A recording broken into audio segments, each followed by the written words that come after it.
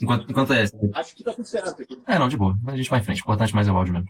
Mas vou começar então a me apresentar o projeto, né? Para quem eu acho que a maioria das pessoas talvez já tenha visto as lives anteriores, mas então eu sou o Lucas, eu sou médico pela FMG, estou trabalhando em atendimento já tem mais ou menos uns 4 anos. E a gente está fazendo essa sequência de lives para realmente trazer um pouco da perspectiva dos especialistas para as condutas do plantão da clínica médica mesmo. Então são dicas, né, que os especialistas estão dando de coisas que o plantonista da clínica já consegue fazer dos casos que ou que vão precisar eventualmente de um encaminhamento para especialistas ou que o clínico poderia resolver ou a clínica poderia resolver sozinha, né? Então deixa eu colocar aqui. O Luiz Gil é um médico, né, especialista em ortopedia. Ele fez uma parte da formação dele no Rio Grande do Sul, uma parte da formação dele em São Paulo. Agora ele é ortopedista especialista em ombro e cotovelo. E ele é parte da página Pedra Madeira, né? E essa página foi, Luiz, conheci a sua página. Foi um amigo meu ortopedista que eu perguntei, cara, qual que é a página mais estourada, mais legal de ortopedia? @Pedra Madeira. Valeu. É o Felipe, não sei se ele tá aí, Filipão. Se você tiver aí, manda um oi aí, Filipão. Se não tiver também, depois eu costurei. Mas enfim, é uma página, né, que compartilha bastante conteúdo interessante de ortopedia, então agradeço mais uma vez, né, agora agradecendo publicamente a sua disposição, a sua disponibilidade de estar conversando aqui com a gente. Tem alguma consideração inicial que você quer fazer, Luiz? Cara, eu quero primeiro dar boa noite a todos, obrigado pelo convite, Lucas. Tu já me apresentou, não tem muito o que falar, meu nome é Luiz, eu sou ortopedista e traumatologista e me especializei depois em cirurgia de ombro e cotovelo. Eu sou integrante do Pedra Madeira, que é esse grupo que o Lucas falou. A gente é um grupo de educação continuada em ortopedia. E a gente trabalha muito através das plataformas online, né, principalmente no Instagram. Então, a gente está sempre postando conteúdo, a gente tem uma ideia de abordagem de conteúdo diferente. Então, a gente quer que seja algo em que a pessoa assim, possa se identificar de forma fácil, né? Óbvio que é uma página voltada para ortopedistas, mas a gente quer entregar o conteúdo de uma forma interessante. Então, esse é basicamente o foco do Pedra Madeira. Fica o convite a todos também para nos seguir. E, cara, espero que eu possa ajudar de alguma forma, tirar alguma dúvida mais assim, recorrente, né, pro pessoal ali que tá fazendo o plantão. Vamos lá. Bom demais. Então, já vou começar meu contador de tempo aqui. Clique errado. Tá, então só lembrando, né, a conversa de hoje é uma conversa de intuito educativo. A gente está conversando sobre condutas de plantão, sobre condutas médicas mesmo, que são que a gente considera como ser as mais adequadas. Mas, por ponto de vista, acho que médico legal, a gente tem que dizer que, assim, o que a gente está falando aqui não deve ser usado para direcionar o tratamento de nenhum paciente específico, né? Não deve ser, se algum paciente seu, ou se você mesmo está com algum problema de saúde, tem que procurar uma orientação específica sobre o seu caso. Então, Luiz, vou começar te perguntando uma coisa que eu perguntei para ginecologista. Como é que passa um espéculo? Tô zoando. Como é que... É o seguinte, dos encaminhamentos... Acabou lá. Pronto, chega. Acabou. Então, assim, no pronto atendimento, né, tem muitas vezes que, imagina, assim, você está de plantão, você recebe os pedidos de interconsulta, os encaminhamentos da clínica médica. Né? Pensando mais no encaminhamento, não, no pedido de interconsulta da clínica médica. Qual é a coisa que mais irrita, cara? Qual a situação que mais irrita, que você pensa assim, poxa, que saco receber isso, né? Tinha que ter feito diferente e tal. Como é que é essa situação assim do seu lado? Cara, eu acho que eu não vou falar muito disso, porque os caras já acham que o ortopedista é tudo mal-humorado, que o ortopedista é um monstro do plantão, né? Então, a galera já fica com medo de chegar e perguntar, tirar sua dúvida com o ortopedista. Mas, apesar de tudo, assim, a grande maioria não é tão ranzinho. Justo. Então, beleza. Foi uma boa resposta, Luiz. Tá de parabéns pelo tiradinho. Mas eu vou inverter então a pergunta. Quais tipos de coisas que constam num encaminhamento de clínica médica que quando você lê, você fala assim, pô, cara, essa pessoa fez direitinho, queria que mais pessoas fizessem assim? Cara, eu acho que o simples fato de a pessoa ter um certo bom senso, primeiro, não só com o paciente, mas com o colega de trabalho, que é descrever o mínimo, examinar o mínimo e pedir o mínimo de exame, que pra gente faz muita diferença no trauma, as imagens de raio-x, né? Então, por exemplo, o clínico recebe uma entorse de tornozelo. Isso vai acontecer todo dia, em todo plantão, né? Praticamente impossível isso, ficar 12 horas no hospital, que tem ortopedia e não tiver alguém com uma entorse. Pô, é óbvio que tu tá lá como clínico, não é a tua obrigação de atender esse paciente, porque tem um especialista ali. Mas se tu recebeu, fazer a triagem, pelo menos inicial, assim, o básico, edema na face lateral do tornozelo, paciente com dificuldade de sustentar a carga, encaminho para o ortopedista para avaliação, já com um raio-x solicitado. Cara, isso aí já deixa o ortopedista feliz, tá? Já convence o ortopedista toscão e o ortopedista fofinho, né? Já ajuda bastante a gente manter um clima amigável no plantão, né? Em outras palavras. Porque é muito tranquilo, né, cara? Eu também, por exemplo, se eu vou atender, eu penso da seguinte forma, chega alguma coisa pra mim que não é minha, eu não vou escrever na folha assim, lesão pé, e, sei lá, mandar adiante porque é uma coisa do vascular. Cara, eu vou escrever o mínimo. Então não é assim nem o que me incomoda como ortopedista, mas o que me incomoda talvez como médico. Mas basicamente se tu avaliar um pouquinho e mandar com um raio-x, cara, tu já tá no lado verde da amizade do ortopedista. Boa, isso aí, Luiz. Isso foi uma coisa, inclusive, a Maria, né, a ginecologista, ela comentou parecido, assim, porque o que eu penso também sobre isso é o seguinte, cara. Nós, os generalistas, né, que estão dando plantão de generalista ali, nós temos essa função muitas vezes de ser, às vezes, uma peneira mesmo dos pacientes para chegar no especialista. O especialista fez um treinamento para desenvolver, para aplicar uma técnica, né, que poucas pessoas sabem fazer. Então, o que a gente puder adiantar a vida do especialista para ele chegar e já, assim, poxa, chegou um paciente aqui que, sei lá, tá com um punho inchado, eu já sei se vou ter que operar ou não. em vez dele ter que perder tempo, né, ficar preso, agora tem que passar uma dipirona para esse paciente. Então, assim, perdeu tempo, assim, vou passar uma dipirona para esse paciente, para antes eu conseguir examinar, não sei o quê. Então, isso acaba atrasando a conduta do paciente e quem perde é o paciente, no final das contas, né? Exato. A gente tem o risco de entrar numa conversa muito filosófica sobre ética, né? Sobre, pô, cara, isso é tua obrigação, entendeu? A gente, às vezes, pô, isso aqui, tu tá atolado de caso lá para resolver a tua tela enchendo de paciente para atender, daqui a pouco tu atende um que não é teu. É óbvio, todo mundo é ser humano, todo mundo fica puto, todo mundo tá cansado. Eu falo, não, o cara resolve lá, a ortopedista nem vê o que é direito. Mas é a função, cara. A maioria, muitos casos em que a própria triagem não sabe muito bem onde encaixar, ela vai mandar para vocês. Né? E a gente tem o papel justamente de já dar pelo menos o primeiro direcionamento. Se a triagem errou, a gente ajusta, né? Mas, assim, fazer o básico, pelo menos. Mas vamos para... Triagem é um negócio que precisa ser melhor feito, né? Na maioria dos hospitais que eu passei. Enfim, você pode fazer uma live só sobre isso. Então, vamos passar, então, Luiz, para uma pergunta que eu acho que é uma das coisas que, pelo menos eu... Acho que, sei lá, cara, quem estiver assistindo aí que já deu plantão, ou quem está pensando em dar plantão, com certeza tem isso na cabeça. Raio-X cervical, cara, o paciente de trauma que chegou com a imobilização. Como que a gente faz? Quais são, né? O que a gente tem que pedir? Qual que é o mínimo que a gente tem que examinar antes de pedir ou para descartar? Como é que é, assim? Eu acho que, bom, mas, o que eu queria te perguntar, na verdade, é a pergunta mais prática. Digamos que a gente definiu que o paciente precisa de raio-x, né? Que você tem algum critério lá, seja que você usou o Nexus, seja que você usou o New Orleans, daqui a pouco a gente pode comentar um pouquinho sobre isso, mas você definiu que ele precisa de raio-x. Como você avalia um raio-x? Você tem algum truque? Você tem alguma, né? Olha a linha aqui, aquilo assado. E por acaso, assim, já antecipando, caso você não tenha, desculpa, não é caso você não tenha um truque, né? Porque eu vou te perguntar, você tem aí com você agora, nesse momento, um modelinho de vértebras, alguma coisa ou não?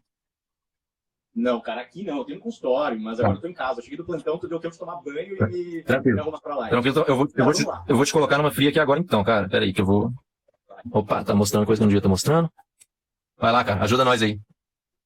Ó, sobre trauma de coluna geral, tá? Isso é uma pergunta que sempre chega, é um mistério para muito ortopedista também, Lucas, não é só para vocês. Porque muitas vezes o raio-x é um exame insuficiente para alguns tipos de trauma, tá? Por isso que essa é uma dica que eu dou para quem está indo para alguma especialidade, principalmente cirúrgica. A clínica, parece clichê, tá? Mas a clínica é de fato soberana, cara. Exame físico é muito importante. Tu não pode tratar um paciente com uma imagem. Eu vou tentar dividir a tua pergunta em várias e depois juntá-las, tá? Sobre dicas para olhar raio-x.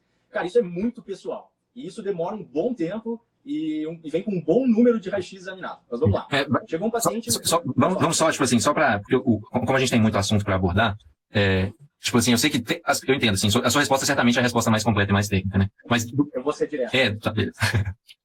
Vamos lá, então. Seguinte. Paciente com trauma, com história de trauma em cervical. Primeira coisa, série de trauma, ver como é que... Enfim, ABCDR.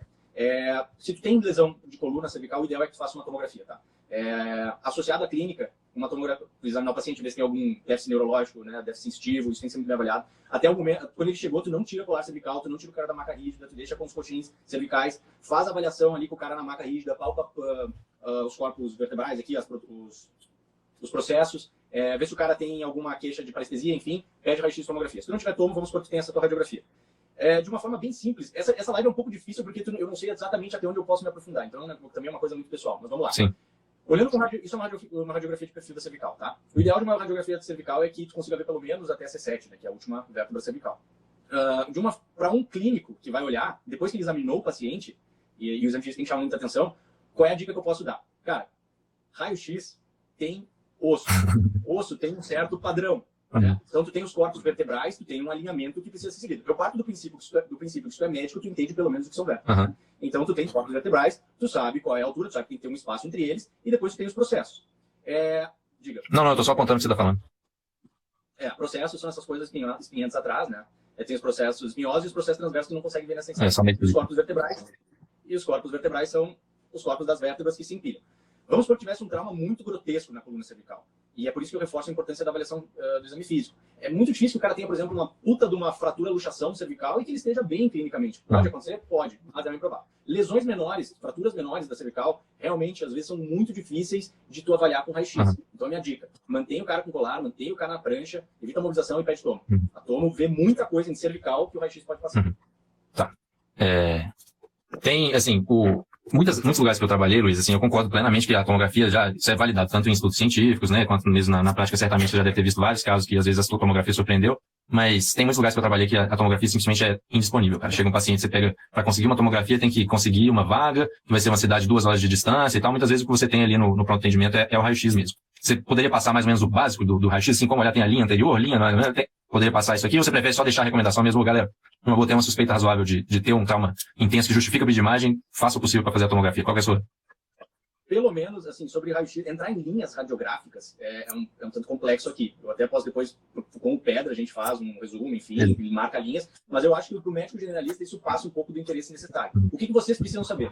Primeiro, se tu quer saber, se vai fazer residência de ortopedia. Se tu, para manter o cara vivo e dar segurança para o paciente, faz o que eu falei, um bom exame físico, colar cervical, coxim, maca rígida. Se tu não tem certeza, tu faz um raio-x, acha que está tudo bem, só que o paciente teve um trauma importante, de alta energia, tem algum sintoma clínico, cara, não tem como, tu fala, tudo bem, eu não vou tirar escolar até eu, sei lá, enviar essa imagem para alguém, mas tu não precisa assumir esse risco. Ninguém tá contando o cronômetro para tirar o colar cervical, então fique tranquilo. Se tem dúvida, não faça. Pertinente. Beleza. Tocou o nosso sinalzinho aqui, eu esqueci de falar que a live vai ser dividida. Tem uma coisa também, só uma coisa, transoral, aí já também entra um pouco específico, tem o odontoide, né? Então, na incidência transoral, tu conseguiria ver fratura, mas só para complementar mesmo. Beleza.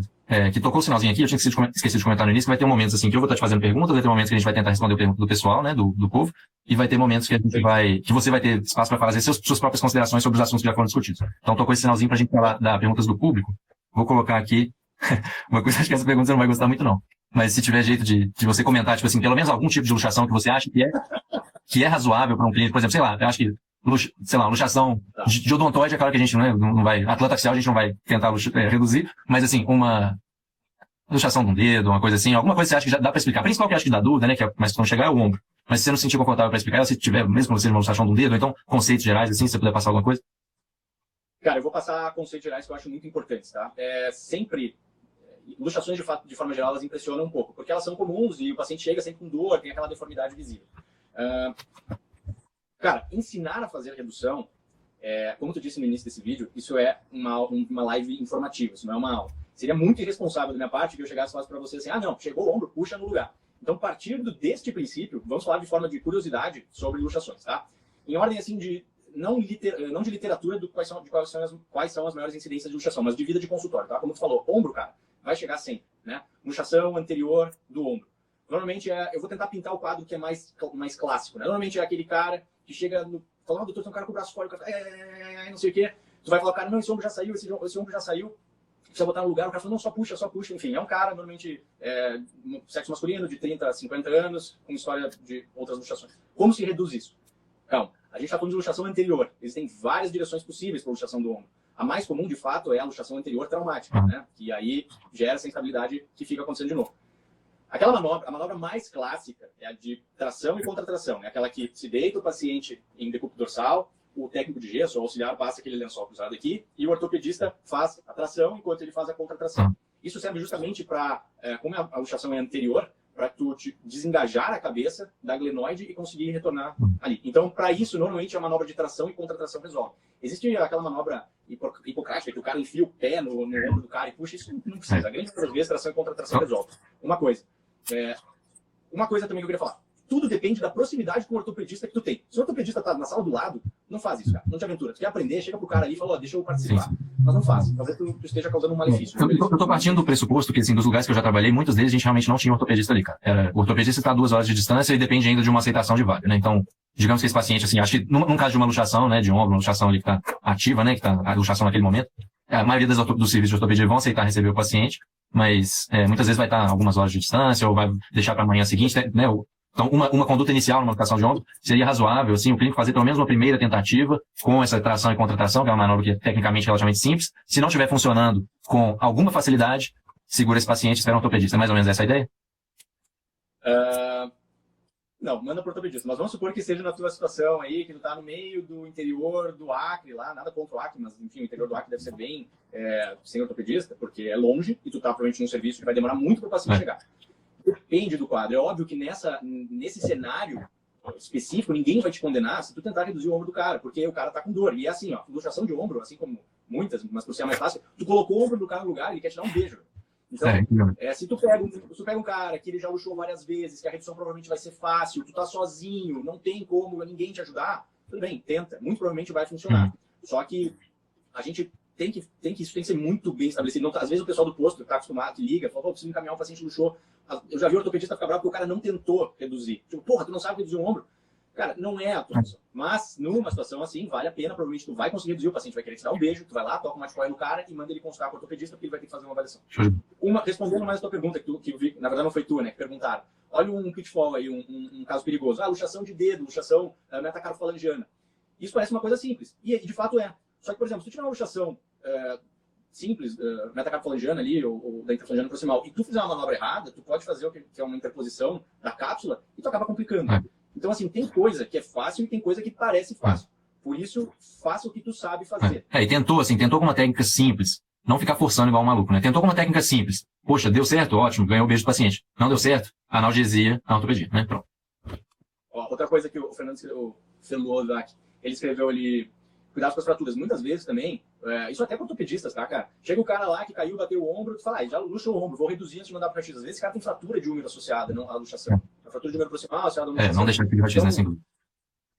Isso é importante, tá, cara? Então, tem mais uma coisa que tocou esse sinalzinho, então eu vou passar para um outro aspecto aqui. Então, plantonista, assim, igual muitos serviços, né? A gente tem disponível ali um cirurgião geral que vai ajudar na abordagem do trauma, um ortopedista, mas muitas vezes a gente está absolutamente sozinho mesmo no hospital, né? Quem está dando plantão de generalista. Chega paciente com trauma também, que você, sei lá, por algum motivo você está suspeitando de trauma pélvico e tal, fratura instável. Tem como você dar, assim, linhas gerais, como fazer a imobilização pélvica? Usa um lençol, traciona, né? Cara, isso eu diria que é uma das... brinco que o ortopedista não salva a vida, né? O cara fala, médico, o ortopedista não salva a vida. Mas essa é uma situação que o ortopedista pode brilhar e salvar uma vida. Porque lesões pélvicas, lesões do anel pélvico matam, né? Então, normalmente, tu vai ter um trauma de alta energia, o cara foi atropelado, sei lá, foi arrastado pelo ônibus, caiu de não sei o quê. Você sabe melhor que eu acredito que depois que faz o ABCDE, não sei o que, o paciente continua, faz a tomografia de tórax, faz de abdômen, não tem causa de sangramento intracraniano, não tem causa de sangramento intratorácico, intraabdominal, o cara continua instável, provavelmente quem está sangrando é a pelve, né? Então, muita atenção para lesões de pelve. Se tu tem um politraumatizado e tu vê que quando o ortopedista faz um teste para avaliar a estabilização, né, a estabilidade, às vezes não é tão simples, porque não está tão instável, mas pode palpar as crises ilíacas, às vezes tem uma simetria delas, se elas têm mobilidade.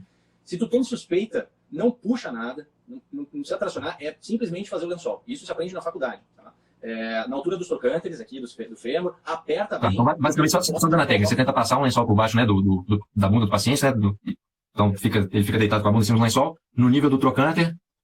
Dos trocânteres e camar na frente aperta. Porque isso, o que acontece? Quando tem uma instabilidade do anel pélvico, o que sangra, na verdade, são as estruturas posteriores, né? Então é desse sangramento que o paciente pode vir a falecer. Então, se isso não for estabilizado, isso vai continuar sangrando, e o paciente continua instável e ele faz choque e morre, tá? Então, a ideia do lençol, por mais rústica que pareça, é para se criar essa estabilidade provisória da pelo menos tamponar um pouquinho com as próprias estruturas. Exato, e fazer com que o paciente tenha condições de chegar no centro cirúrgico e aí sim se fazer uma fixação externa da pelve, né? E aí, dependendo, óbvio, se a abertura é mais posterior, anterior, mudam as técnicas, mas isso é... Show de bola. Mas o lençol, cara, resolve bastante coisa. Boa, obrigado. Bom demais. Deixa eu ver, tem mais uma coisa aqui que eu quero perguntar? Tem sim. Pronto, ó. Outra coisa, né, que dá medo no plantão. Fratura exposta. Fratura exposta como a gente sabe, assim, a gente já sai da faculdade sabendo. Fratura exposta é conduta da ortopedia, né? Não tem dúvida que a maioria, ou 100% dos casos, eu acho que de fratura exposta que chegaram no plantão de clínica médica, nós, os generalistas, vamos encaminhar o ortopedista, né, para uma avaliação urgente. Mas, o que a gente pode fazer para ajudar o paciente? O ortopedista está a 2 horas de distância. O que eu faço ali naquele momento? Uma fratura exposta aqui na minha frente, uma perna, um braço partido aqui assim, ó, com o ossinho aqui. O que eu faço? Cara, o que tem que ficar para fratura exposta, assim, né? Como tu pode ajudar o paciente antes dele chegar no ortopedista? De fato, a fratura exposta é do ortopedista. Se tu tem contato do tecido ósseo com o meio externo, fratura exposta, e por que a fratura exposta é tão assustadora? É porque o osso está para fora?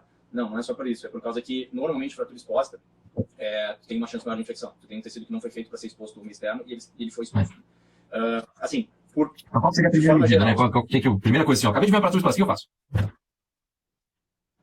Primeiro tu me diz onde é, mas, enfim, estude o caso, vê o que é, onde está a fratura exposta, porque elas variam bastante, obviamente, porque a gente tem bastante osso no corpo, e entenda o grau. A própria classificação da fratura exposta, ela se baseia no tamanho da lesão de partes moles, né, no potencial de contaminação, ou seja, se ela é baixa, moderado ou alto o potencial de contaminação, e também o grau, a energia do trauma, né, o padrão de fratura. Então, a classificação já te dá uma ideia de como fazer a abordagem. Mas assim, a medida inicial assim, que eu tava na minha cabeça, assim, só porque a gente fica pensando, pô, chegou uma fratura exposta, esse cara tem que ser olhado para um ortopedista. Beleza, bota na ambulância e tchau, paciente. Não, tem algumas coisas que a gente pode fazer antes, né? Então, primeiro que eu acho que, assim, que é uma das medidas que eu penso, assim, uma das primeiras coisas que você pode fazer para ajudar a diminuir a infecção, tampa com uma gás estéreo, molhado, né? Não deixa o negócio lá exposto, continua. Eu vou te dar, então, cara, um mini guideline, assim, tá? Primeira coisa, se for trauma, obviamente, de alta energia, ABCDE, enfim. O que ajuda o paciente, tá? Obviamente, se tu tem fraturas, não só expostas, mas tu tem uma fratura com grandes desvios, tu tem que prestar sempre atenção nas questões de partes moles, né? Como é que tá a perfusão, se tu tem suspeita de lesão neurológica associada. Isso tem que ficar bem ligado. Então, a avaliação inicial, cara, básica do médico, palpar pulso, ver a extensão da lesão, ver se o segmento inteiro do membro, porque às vezes fraturas expostas, por exemplo, se tem uma lesão cutânea próxima ao segmento, até que se prove, até o ponto de fratura, até que se prove ao contrário, aquilo é uma fratura exposta, tá? Então, essa avaliação inicial. Tu quer ajudar um paciente com fratura exposta, inicia o antibiótico precocemente, tá? Tem estudo que mostra que se tu começar nos primeiros 60 minutos, tu já está ajudando muito esse paciente, porque tu está reduzindo em cerca de 10 vezes a chance dessa fratura infectar. E isso aí, para quem teve uma fratura exposta, a última coisa que o cara quer fazer é ter uma infecção, que vai ferrar a síntese, vai atrapalhar toda a vida do cara, mais do que já atrapalha a fratura em si. Então, assim... Eu lembro de alguns pacientes assim, que já chegavam, né, recorrentemente, às vezes, no plantão de clínica médica. Coitado, eu lembro de um, cara. Ele tinha na perna, né, foi, sei lá, tíbio fibular. Aí ele já estava vivendo com a fixação externa há meses, porque ele infeccionou e tentaram fazer diferente, não deu certo, né, mudaram para interna, mudaram para externa. O cara tinha a perna já reduzida, sentia dor cronicamente, era dependente de opioide, não sei o quê. Então, realmente, assim, você fazer uma abordagem inicial que vai minimizar a chance desse paciente ter uma infecção é uma coisa que pode mudar a vida da pessoa, né, cara? Qual é o objetivo do atendimento de emergência? Tu, né, salvar o cara, o membro do cara, a vida do cara, enfim. Tu chega, tu vê que o antebraço do cara o punho do cara tá totalmente desviado, tá com uma fratura exposta. Não tenha medo de tocar o paciente, de avaliar o paciente, limpar a ferida, de alinhar o membro. Isso pode, como eu te falei, se tiver um comprometimento de perfusão, só o simples fato de alinhar, fazer uma imobilização provisória, até que o ortopedista venha avaliar, isso já ajuda bastante. Começou o antibiótico, fez... Só porque o pessoal, o Bernardo até comentou aqui, um antibiótico razoável para a maior parte dos casos poderia ser cefazolina, né? Cefalosporina de primeira, cefalotina, seria razoável para a maior parte dos casos, né? Para maior parte dos casos mais simples, eu diria que tem lesões menores, menos energia associada. Um caso maior, você passaria qual? Cefalosporina de primeira geração, tá bem. Se o cara por acaso for alérgico, aí tu pode usar vancomicina, mas usando cefazolina, tá bom. Ótimo. Agora, detalhes, que aí a gente começa a entrar em cuidados que podem muito bem ser feitos pelo médico generalista. Atenção aonde o cara teve a fratura exposta. O meio em que ele estava, por exemplo, trauma em região agrícola, que tem terra, que tem fezes, o cara caiu lá no coxo do cavalo, né? Fez uma fratura exposta lá, tu não vai, obviamente, só pegar e dar uma cefazolina, tem que adicionar outra coisa. Então, por vias gerais, digamos, quando tu tem uma classificação mais intensa, uma fratura exposta maior, que já seria classificada a partir do grau 3 da classificação de Gustilo-Anderson, tu já tem indicação de usar aminoglicosídeo junto, que aí tu pode usar uma gentamicina, que aí já tá pegando grande negativo. O cara teve contato com terra, com instrumento agrícola, com barro, sei lá, o cara de moto no meio da ribanceira lá, chegou cheio de folha, terra, aí tu pode usar, tu pode adicionar alguma penicilina para pegar germes anaeróbicos, né? Isso é importante, cara, e isso salva ossos. Então, se vocês souberem isso, já ajuda muito. Então, são medidas iniciais, né? O que você está pontuando assim com bastante clareza é que se a fratura tiver claramente assim acotovelada, né, que é uma coisa que está causando um comprometimento às vezes das estruturas vasculares, simplesmente pelo desvio do membro mesmo, é interessante você fazer o mínimo para colocar o mais alinhado possível ali, porque senão a pessoa vai perder esse membro na frente, perder esse membro por isquemia distal, né, nem por causa da fratura. Seguindo, vou enfatizar essa parte aí que a gente tem tempo, mas é importante, tá? Depois disso, o que sempre é interessante? Vacina antitetânica, tá? Tem que também entrar nesse protocolo inicial. Analgesia, obviamente, né? Isso também é importantíssimo. Sobre, tem uma lesão grande, eu quero ajudar o ortopedista, eu quero limpar, quando chegar tá tudo limpinho. Ótimo, porém cuidado, tá? Não tem nenhuma necessidade de ficar tocando soro lá na sala de emergência, porque se tiver muito debris, tu até pode afundar, fazer o aprofundamento desses debris, isso é ruim. Óbvio, se o cara tiver uma folha de bananeira em cima, ou de vidro, tu consegue, tu pode tirar. Não é... Eu falo para paciente, cara, eu falo isso na minha vida profissional, pessoal. Bom senso e gelo, cara, são 30% da ortopedia. Se tu tiver isso, tu é 30% da ortopedista. Isso, bom senso é para todas as áreas médicas, né? Então, vamos lá. Medidas básicas. Fez o ABCDE, tu começou antibiótico, se for uma fratura pequena, exposta pequena, grau 1 ou 2, tu usa uma cefalosporina de primeira geração, tu faz a analgesia adequada para o paciente, tu fez antitetânica, tu alinhou o membro, tu fez mobilização provisória, tu deu uma limpadinha ali por cima, colocou uma gase, uma compressa úmida, gase úmida, tapou a ferida com soro, não ficou futucando, pediu raio-x, articulações acima, abaixo e, obviamente, do osso acometido, velho, tu já é o melhor amigo clínico do ortopedista do teu corpo. Bom demais. Mais que isso vocês não precisam saber, porque seria se aventurar em águas totalmente desnecessárias. Excelente, Luiz. Obrigadão, cara. Eu acho que a gente tem mais um tempinho ainda para eu falar antes de te passar a bola, então eu vou te fazer uma outra pergunta. Bom, que isso é uma coisa também, assim, acho que muda um pouquinho a temática, que o trauma, acho que é a coisa que mais dá medo, né? Mas de toda forma, acho que dos pacientes do contexto ortopédico que a gente atende no pronto atendimento, eu acho que, sei lá, 60%, 70% vão ser as lombalgias, né? Então, red flags principais, né? Bandeiras vermelhas principais que o médico da porta, a médica da porta tem que estar atento para não simplesmente falar assim, beleza, cara, esperou em casa. Cara, eu gosto do teu pensamento embasado em literatura, né? Tu vem com termos de quem lê o artigo, leu pelo menos o guideline. Lombalgia é o tempo inteiro, na emergência, no consultório, no ambulatório. O cara que está acompanhando o paciente, se ele tiver uma oportunidade, vai falar que já tem uma dor nas costas, vai querer um tratamento também. Então, assim, esse negócio vai pegar em tudo, tá? É do clínico, é do ortopedista. Tem hospitais que eu trabalho que se tem um acordo de cavalheiros que os clínicos resolvem as lombalgias. Porque a grande maioria delas, cara, elas não são, assim, graves, tá? E o que eu quero dizer de grave? Que não colocam a vida do paciente em risco ou estruturas neurológicas dele em risco. Não quer dizer que o cara não tem dor, isso dói pra caramba. Mas a grande maioria não é tão avançada. A gente tem que estar atento, infelizmente, a interesses previdenciários, isso, assim, laborais, enfim, isso infelizmente é muito ruim no nosso meio. Mas também, do outro lado, nunca também deixar a guarda baixa e deixar coisas importantes passarem. Sobre red flags, tá? Isso estaria adiante na minha avaliação, mas vamos lá. O que são red flags? Sinais de alarme, né? O que tem que soar um sinal na tua cabeça? Pô, o paciente tem história de tratamento de CA. Já tratou um câncer. Eu fiz uma quimio, uma rádio há 10 anos. O cara tem dor crônica na coluna. O cara está fazendo febre. Tem algum suspeita de foco infeccioso. Um trauma direto, né?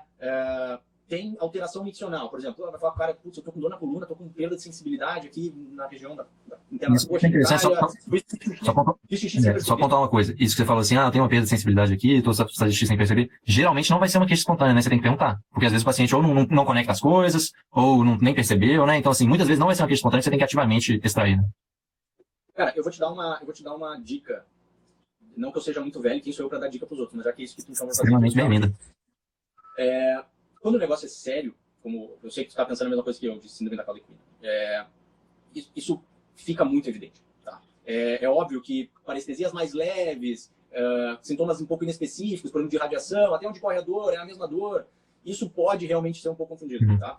E o paciente pode ser influenciado. Mas o cara chegar para ti e falar, eu tô com muita dor nas costas, eu não sinto a parte interna da minha coxa e eu perdi xixi aí, sei lá, não consigo andar no xixi de jeito nenhum.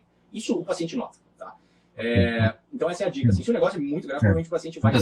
Mas vamos lá. Mas vida real, tá? Lombalgia, lombociatalgia na emergência. O paciente chega travado, caminhando tudo torto, tu já começa a fazer a avaliação na porta, né? Claudicação, enfim.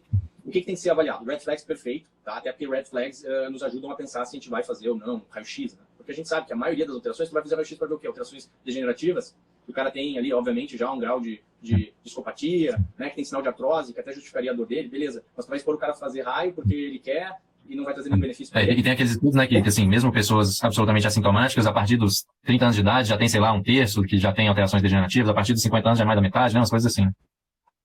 Tentou se criar muito protocolo para minimizar a solicitação de raio-x sem necessidade. E até a própria exposição do paciente a raio, né? Mas tem algumas condições que claramente exigem, né? Então você estava mencionando esse reflexo. E só para tentar lembrar, assim, né? Você contou, em primeiro lugar, você falou da história de câncer, né? Que é muito importante. Você falou depois de febre também, que pode ser não só uma manifestação infecciosa, mas algumas doenças, mesmo neoplásicas, assim, geram febre também. Você falou do trauma direto, muito interessante, né? Que é sinal de fratura. Você falou da síndrome, dessa parestesia, da dificuldade miccional, etc. Tem mais alguma que eu esqueci de falar aqui? Ixi, acho que você... Não, cara, eu acho que se tu souber isso e aí, de novo, entra...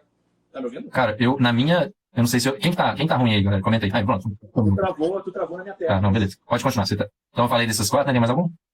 Você continua? Não, cara, acho que se tu tiver isso em mente, vai bem, tá?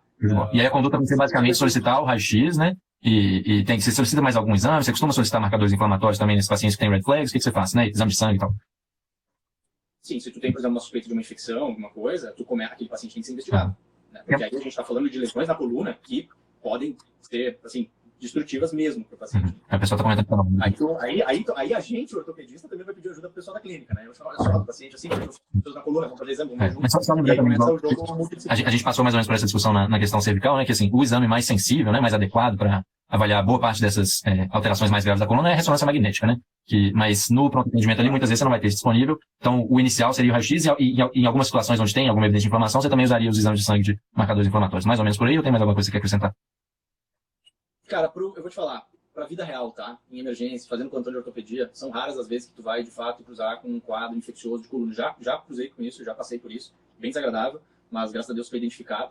Enfim, a Deus não, porque eu não sou católico, mas a força do hábito, a gente já falou sobre isso. Mas graças, enfim, a sorte ou a percepção, a gente acabou fazendo o diagnóstico, o cara ficou bem e isso foi o mais importante. Mas difícil, cara. É difícil. Esse é o tipo de bruxaria, assim. Existe, acontece, existe, vai chegar para alguém. Mas tu tem que estar atento. O que eu tô tentando te dizer também, cara, isso, mais uma vez, é uma questão de experiência. Tem a parte que tu aprende no livro, tem a parte que tu lê bastante, que tu lê artigo, mas é só navegando, cara. É só... Ninguém gosta de ficar fazendo plantão o tempo inteiro, mas tem coisas que tu só vai aprender assim. E se tu tá em dúvida, faço ou não faço, e alguma coisa te diz para fazer, faz. Não vai matar, de fato, não vai matar o cara mandar ele para o raio-x. Mas cuidado com o overdiagnosis, que é ficar procurando até achar alguma coisa. Então, assim, tem que ter esses cuidados, tá? Pensa, é bom senso. Pô, o cara tá com febre, o cara tem história de tumor. O cara é paciente jovem, menos de, sei lá, 20 anos, o cara tá 1 mês indo no hospital. O cara não tem interesse laboral. O cara tá, eu tô com dor, doutor, eu tô com dor, doutor, eu tô com dor. O paciente em extremos de idade, né, que a gente diz. O paciente muito idoso, que aí também já começa a pensar em neoplasia.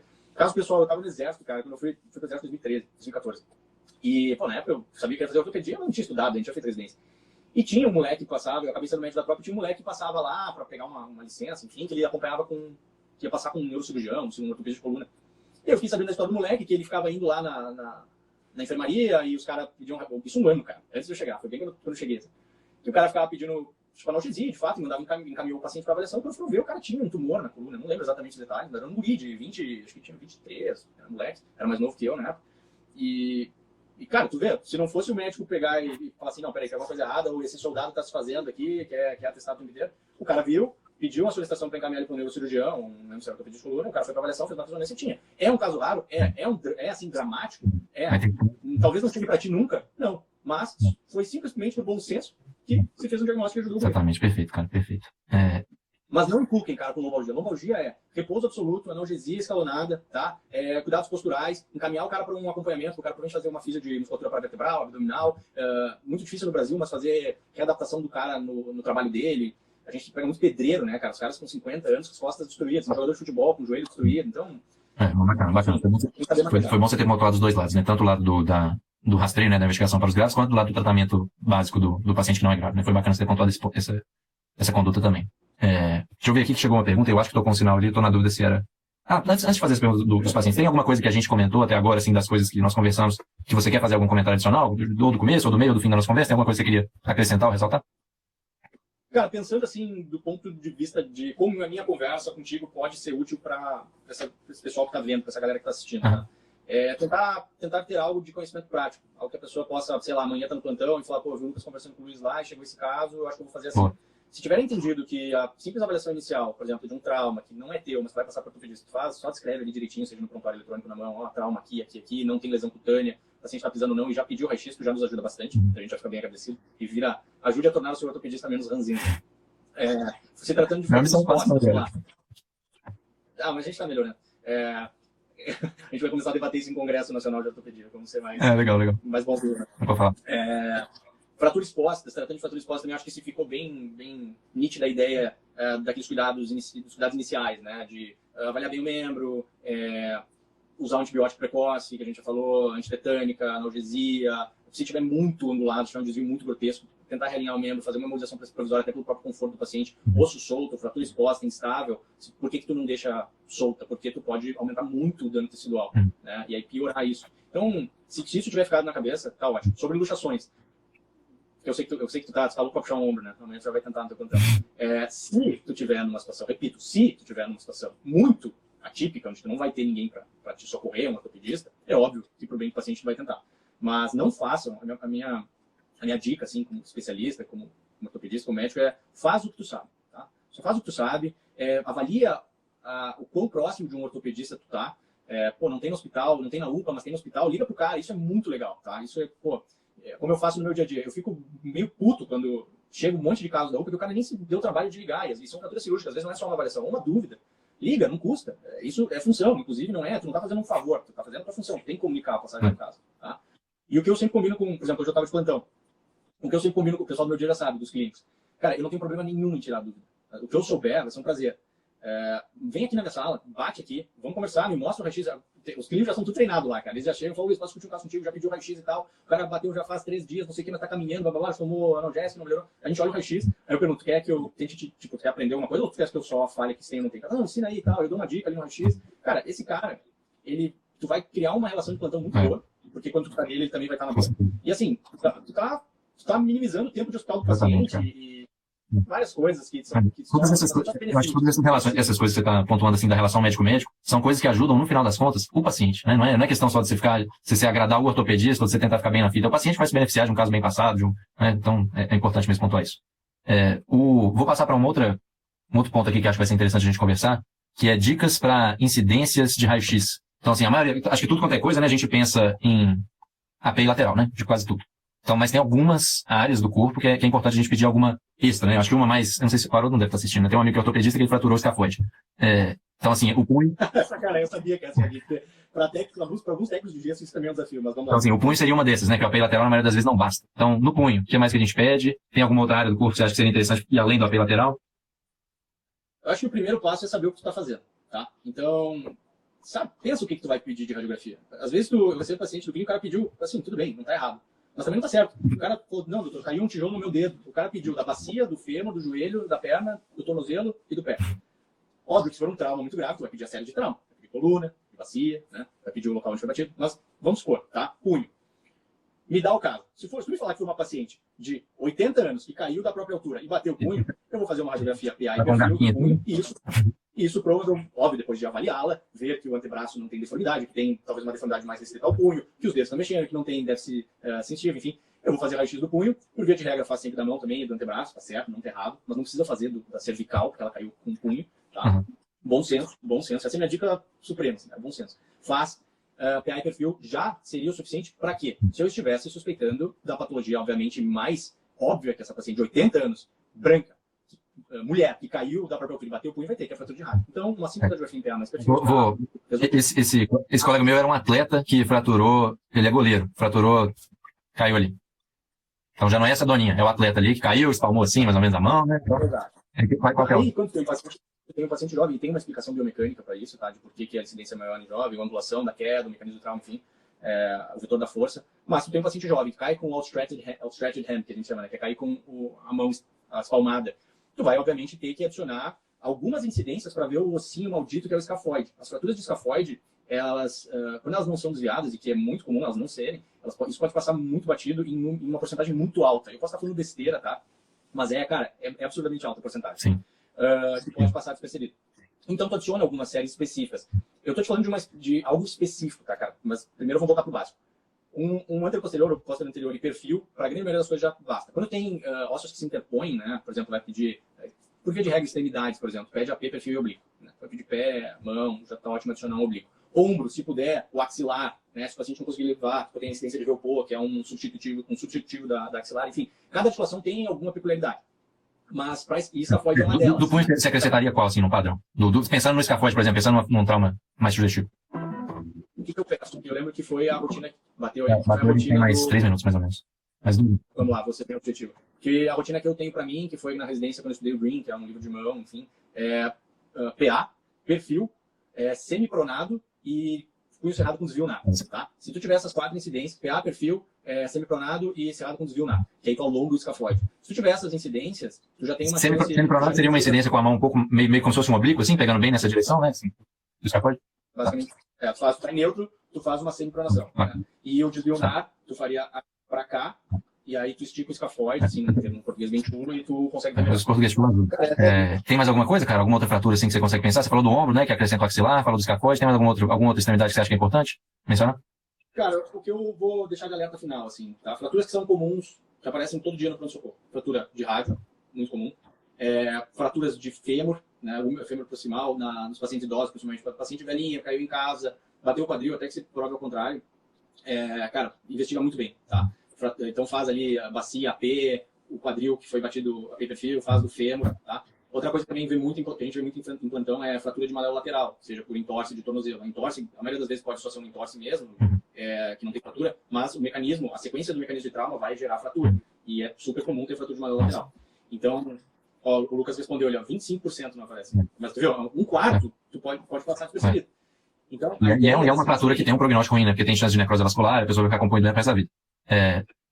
Só então assim, saindo do específico e indo pro geral, uma das coisas interessantes que eu aprendi também no plantão é que, beleza, você fez um raio-x, fez o AP lateral, seja lá, complementou, não sei o quê, e ainda tá meio na dúvida, nada impede de você pedir um raio-x novo com uma incidência um pouquinho diferente pra você confirmar, né?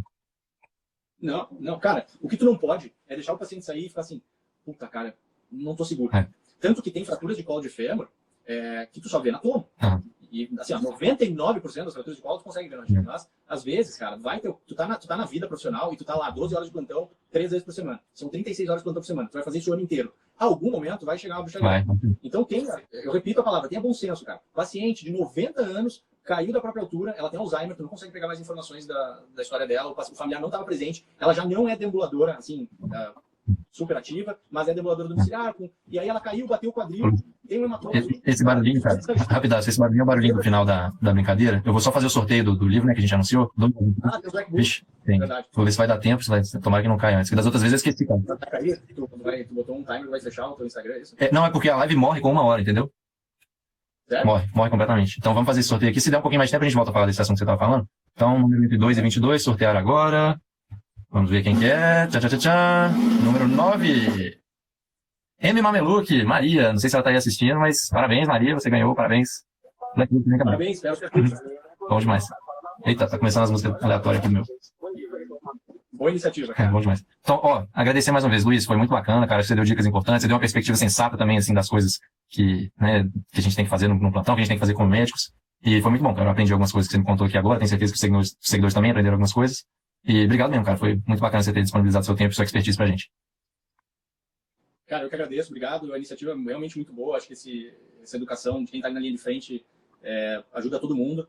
E obrigado pelo convite. Em meu nome, Luiz, e também, principalmente em nome do Pedra Madeira, a gente convida todo mundo a seguir a nossa página lá. Quem tem interesse em ortopedia, quem quer fazer ortopedia, a gente está sempre postando bastante coisa legal. Então, valeu, cara. Boa noite a todo mundo. Obrigado pela audiência. E foi um prazer. Valeu, pessoal. Boa noite.